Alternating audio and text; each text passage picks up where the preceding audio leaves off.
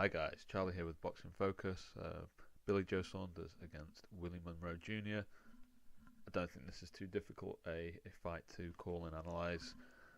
Anybody who's not backing Billy Joe Saunders to win this it probably is not seeing things clearly. And the issues stem more from Willie Monroe Jr.'s side of things. He's got problems. And they seem to be fairly rooted in his upbringing, the way he was taught boxing, and if you there's a very enlightening interview with Willie Monroe. It's on Box Nation's YouTube channel. Watch it if you can before you see the fight. It's just there's something deeply wrong, and he tries to dress it up. He tries to talk about it in positive ways. They just seem like coping mechanisms for basically physical abuse and emotional abuse and trauma from when he was younger, and essentially forced to box.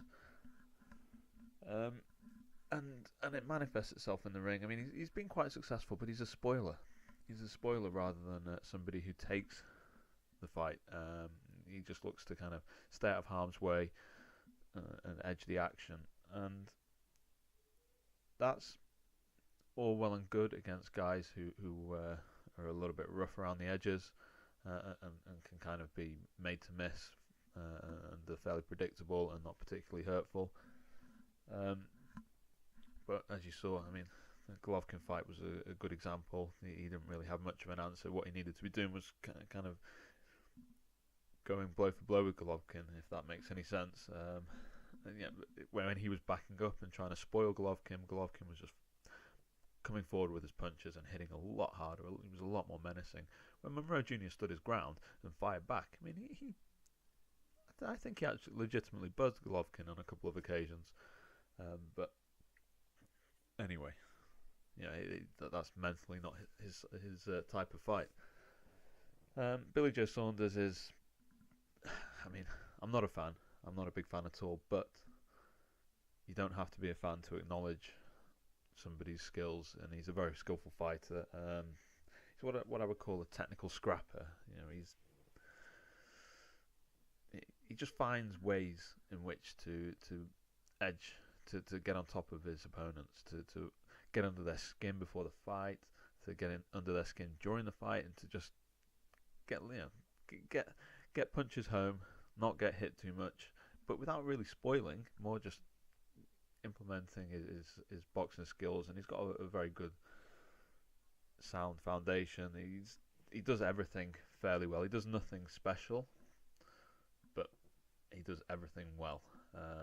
That's the way I would describe Billy Joe Saunders, and I can't see how Monroe Jr. is going to get the better of him over a 12-round fight.